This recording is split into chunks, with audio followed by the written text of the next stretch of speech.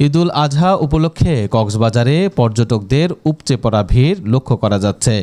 শহরের ৫ শতাধিক hotel, motel, guest house ও কটেজের অধিকাংশ কক্ষ বুকিং হয়ে গেছে। হোটেল মোটেল মালিকদের সঙ্গে কথা বলে জানা গেছে, ঈদের দ্বিতীয় দিন থেকে হোটেলগুলোর ৫০ থেকে ৬০% কক্ষ অগ্রিম বুকিং হয়েছে।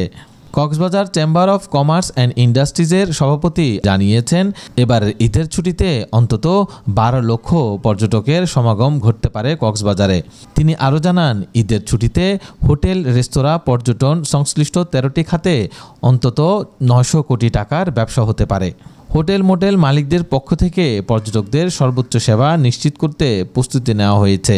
কক্ষ ভাড়ার তালিকা টাঙানো, অনলাইন বুকিং সুবিধা এবং পর্যটকদের হয়রানি রোধে ভ্রাম্যমাণ আদালতের কার্যক্রম চালু রাখা হয়েছে। পর্যটকদের নিরাপত্তা নিশ্চিত করতে জেলা প্রশাসন ও আইনশৃঙ্খলা বাহিনী সমন্বিতভাবে কাজ করছে।